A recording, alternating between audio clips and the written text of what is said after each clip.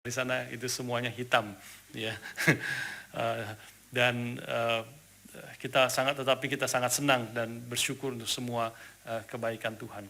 Nah, hari ini kita mau mendengar kesaksian dari salah seorang saudari yang juga baru pertama kali, yang awalnya sangat gentar untuk boleh melayani, tetapi Tuhan pimpin pelayanan dia, dan kita boleh mendengar kesaksian dari saudari Andari. Silakan Andari, ada di mana? Nah, ini sudah pakai selendangnya dari Kupang, ya, dari NTT. Welcome Andari. Ya.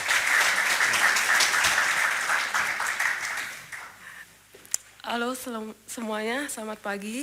Saya Andari. Saya adalah satu dari 21 anggota gereja kita di Melbourne yang mendapat kesempatan untuk dalam pekerjaan penginjilan di Timur Tengah Selatan tahun ini. Minggu lalu, seperti yang Pak Budi ceritakan, kita dari cabang Melbourne bertemu dengan jemaat-jemaat GRI lainnya di Kupang. Lalu kita dibagi beberapa kelompok dan disebar di berbagai wilayah di TTS. Misi kami adalah untuk pergi ke sekolah-sekolah, dari sekolah dasar sampai menengah ke atas, dan di daerah yang jauh dan terpencil ini untuk memberi pembinaan rohani atas nama STEMI. Nah, di tahun-tahun sebelumnya saya selalu mendengar banyak cerita dari teman-teman yang pernah mengalami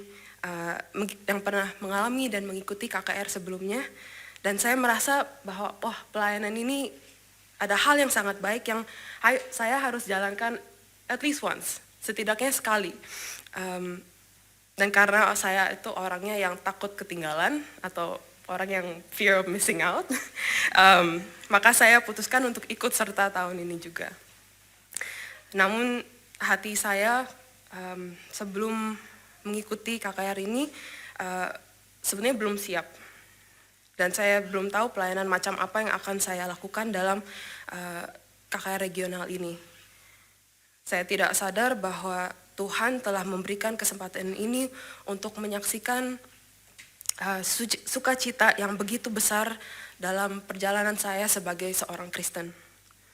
Dan karena ini seluruh pengalaman saya dalam KKR Kupang tahun ini dapat diringkas dalam satu kata, yaitu sukacita. Tentunya seperti Pak Budi ceritakan, tidak semua baik dan smooth sailing. Setiap orang ada yang mengalami perjalanan yang lumayan sulit. Ada yang jalan naik ke gunung melalui berbatuan yang begitu susah. Ada yang jatuh dari motornya. Ada yang mengalami hidup tanpa listrik. Ada yang mengalami culture shock dalam bahasa dan kondisi hidup yang begitu sederhana. Dan seperti saya sendiri, saya begitu gentar dalam mengalami persiapan khotbah untuk KKR ini. Dan karena ketakutan dan kecemasan saya ya begitu sulit ketika untuk memberanikan diri untuk maju ke depan untuk berkhotbah. Tetapi setelah mendengarkan pada hari pertama untuk ke sekolah-sekolah ini, setelah mendengar Bu Lucy berkhotbah dan melihat kehausan anak-anak untuk menerima firman Tuhan, saya sendiri mengalami Injil, saya mengalami kabar baik Kristus. Karena pengalaman ini saya menjadi sadar bahwa penginjilan merupakan tugas yang tersulit, tetapi juga yang termudah bagi seorang Kristen. Untuk mengerti terlebih dahulu bahwa kita adalah orang yang berdosa, saya adalah orang yang berdosa, yang tidak mempunyai harapan, dan karena Kristus yang menyelamatkan umatnya, kita semua diberi harapan yang penuh.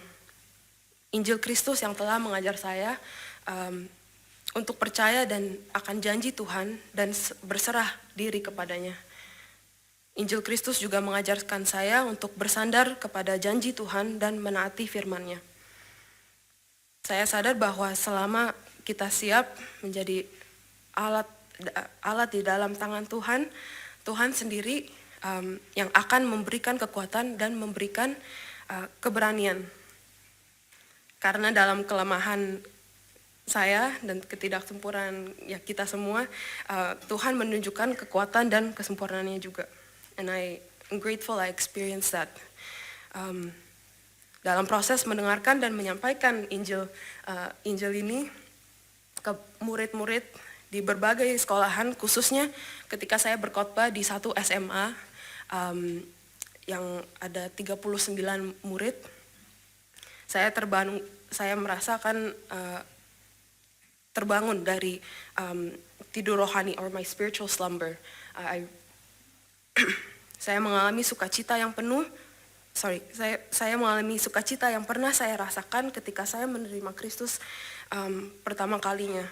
Dalam anugerah Tuhan juga sukacita ini hidup kembali ketika saya menghidupi iman saya when I exercised my faith, dan hal ini membuat saya mengerti artinya kepuasan or contentment, bahwa saya sebetulnya tidak perlu banyak hal untuk hidup gitu.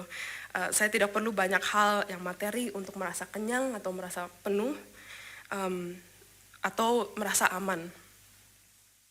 Bahwa saya juga bisa hidup dengan satu backpack kecil gitu dalam seminggu dan tidak perlu banyak hal. Karena sukacita ini juga saya bisa mengerti arti kedamaian yang di tengah ketidakpastian. Saya sebagai orang yang lumayan controlling, suka tahu apa yang mau dilakukan dan lain sebagainya. Saya mengalami seperti apa yang kalau Tuhan pimpin. Bagaimana kalau Tuhan yang pimpin? Ketika semua rencana untuk pergi ke sekolah ini, ke sekolah itu berubah, masih ada rasa damai karena Tuhan pun yang berdaulat. Dan ini juga bisa terlihat dalam hal yang kecil seperti mempercayai supir ojek untuk mengantar kami dari satu tempat ke lainnya dengan aman ya. Saya sadar bahwa saya sendiri tidak bisa mengandalkan barang-barang atau diri sendiri. Dan lebih tepatnya saya merasakan kedamaian dan semangat baru dalam penyerahan diri kepada kuasa dan kehendak Tuhan. Dan KKR ini saya merasa seperti retret gereja kita. Mungkin lelah secara fisik, tetapi disegarkan secara rohani juga. Dan sama seperti Pak Budi ceritakan juga, ada sukacita yang begitu besar di dalam persekutuan, di dalam sebagai orang Kristen. Ada sesuatu yang begitu indah ketika bertemu saudara-saudari yang memiliki misi yang sama. Semua orang yang mengikuti KKR ini penuh dengan semangat. And I was very inspired by that. Kami sangat senang bisa bertemu dan mengenal saudara seperjuangan dalam Kristus, dalam cabang gereja lainnya. Dan saya tahu ini adalah anugerah Tuhan. Karena kita bisa saling encourage one another, menyemangati satu sama lain untuk melakukan pekerjaan Tuhan dan juga untuk mendengar kesaksian kehidupan mereka. Bagaimana Tuhan bekerja di dalam hidup umat dan anak-anaknya. Sukacita ini terasa ketika paling terasa ketika kami dipertemukan kembali setelah berapa hari pisah. Contohnya ketika saya dan Feli pindah dari daerah kami di pantai barat ke kota Soe, dan bertemu tim di Soe ini, hati kami begitu senang, begitu gembira bertemu lagi. Dan saat makan malam, dan sepanjang malam itu juga bertemu dengan Gabi, kita tidak berhenti berbagi cerita tentang hal-hal yang kami lihat dan kami lalui juga. Dan ketika semua orang berkumpul lagi pada hari yang terakhir, sukacita itu terasa lebih dahsyat lagi. Walaupun hanya beberapa hari terpisah, tetapi rasanya seperti homecoming, atau setelah tentara pergi berjuang gitu ya, kerja keras dan pulang ke rumah bersatu dengan keluarga misalnya. Itu sukacita yang begitu indah. Dan hal ini membuat saya pikir juga, saya tidak bisa bayangkan betapa senangnya saat kita satu hari, atau saya pun satu hari dapat bisa bersatu dengan Tuhan juga setelah semua pekerjaan kita selesai satu hari. Dan karena itu sukacita ini adalah pelajaran terbesar yang saya peroleh dari pekerjaan penginjilan Tuhan di KKR di Kupang tahun ini. Ketika pekerjaan misi tersebut sulit dan menantang, justru kita mengalami sukacita yang mengalir dan meluap keluar dari hati kita.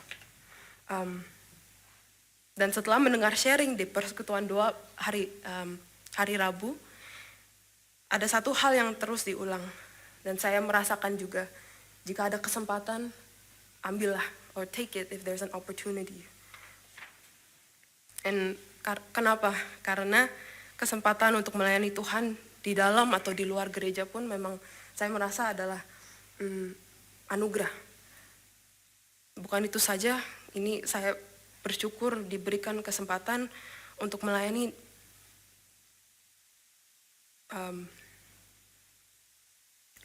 untuk pengalaman. Saya bersyukur kepada Tuhan atas pengalaman yang menyenangkan sekaligus merendahkan hati saya. Dan saya harap Tuhan terus memakai saya dan kita semua untuk memperluas kerajaannya.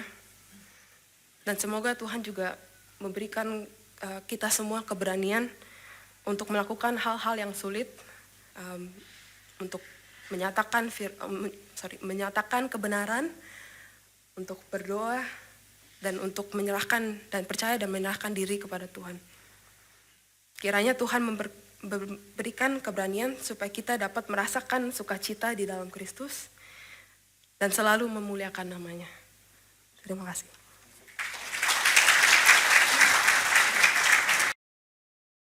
Now today, before we enter into our sermon, it is my pleasure to invite one of our sisters, Gabby, to share with us her experience in her short mission trip to the Timor Island in Indonesia. I'm sure you know about the trip that some of us have made. And without further ado, I'd like to invite Gabby to the pulpit, and let us give her a round of applause.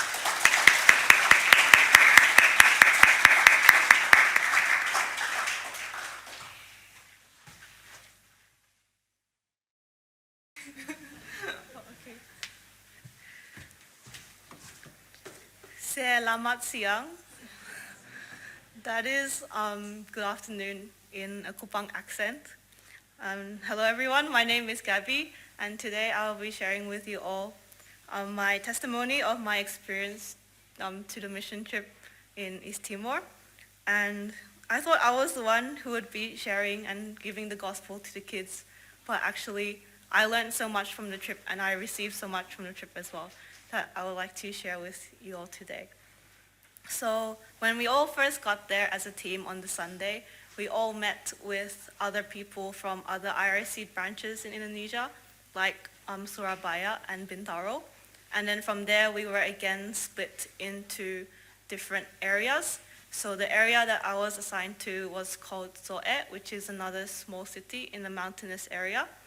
And then from then again, on the night, we are split into even more like sub-districts or suburbs, like how Melbourne has suburbs. This city also has sub-districts there were schools that we would go to during the week. So this sub-district that I was assigned to is called Molo Barat, which is a mountainous range. And I was assigned to this district with another auntie called Tante Shani, because Indonesian is actually not my first language. I was born here, so it's my second language. And so she would help me to communicate with the principals and the teachers.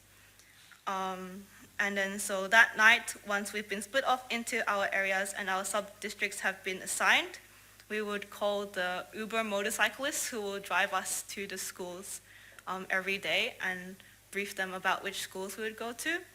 And so that's what a day would look like, I guess. In the morning, it would be schools, and in the afternoon, rest time and briefing. And by the end of the week, me and my partner, Tante Shani, we managed to complete 14 schools by the end of the week. But for everyone, the number of schools that they completed is different depending on the area and the number of schools in that area. So every day, on a typical day, I would wake up at around 5 to go to the schools in the morning because the area of Molo Barat is very terrain and very rocky, so it can take 1.5 to 2 hours just to get to the first school.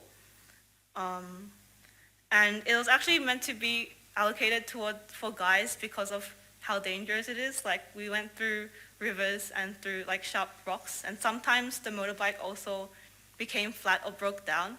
But because I was the youngest and Auntie Shani is young at heart, we went together. Yeah. So a bit about the life there. The school there starts at around 7:30 to 8. It ends at around 11:30 to 12 for the primary schools. So it was like a race against time to be able to reach as many schools as possible in a day. And the area itself is a majority Protestant Christian area. So the people fear God, and you can just see people's cows and chickens roaming around the road freely. And they know that they will be safe and no one will steal them. But the kids themselves, they have very little. Most of the kids, they walk 5 to 10 kilometers to school in the morning and back again. And the teaching conditions will be like one teacher to 30 or even 50 kids, depending on the area. And sometimes in some schools, the teachers don't really teach properly. Some of the schools, the teachers also smoke in front of the kids. But I also experienced some schools where the teachers were very faithful and very hardworking. And you could see it in the kids, in how well they knew the gospel when I asked them questions, and in how they responded and how they listened to me. Sometimes we're also rejected by Catholic schools as well. So even though it's a majority Protestant Christian area, sometimes there's Muslim students in the schools as well, or Catholic. And it was very touching to see the kids who were very willing to listen and to accept us. And they sing with a lot of enthusiasm and with a lot of passion. It's almost like half shouting. Sometimes when I went to a school to preach on the topic that we shared with the kids, which is what the life of a Christian that bears fruit looks like, it may look like they weren't listening or they were just being naughty or playing around. But at the end, when I did the calling, a lot of kids responded to God's word. So I really praise God for that.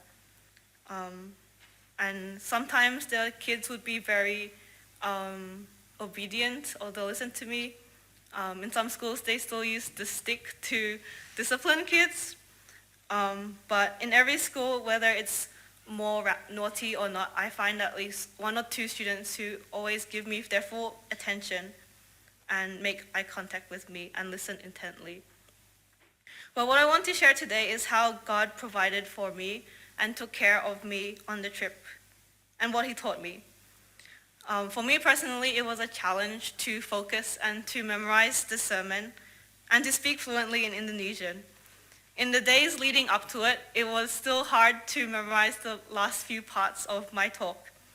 And when I was giving it the talk itself, sometimes I would have a mind blank or freeze, or I would forget how to say a word. Or I didn't know how to explain certain concepts that I wanted to convey.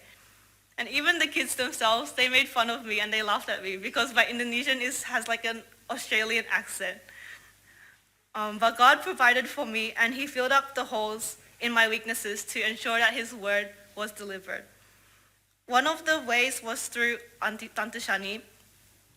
When I was stuck, she would take the initiative to step in and to explain something more clearly. Or when she saw that the kids had a confused look on their face, she would step in and explain for me. And by watching her over and over again, it gave me the confidence to know what to say and how to say it, and to, by the end of the week, be able to go alone without her.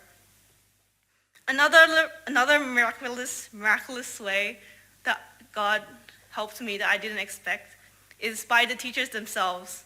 So in some schools I visited, when I went alone and I got stuck, the teacher finished my sentence for me.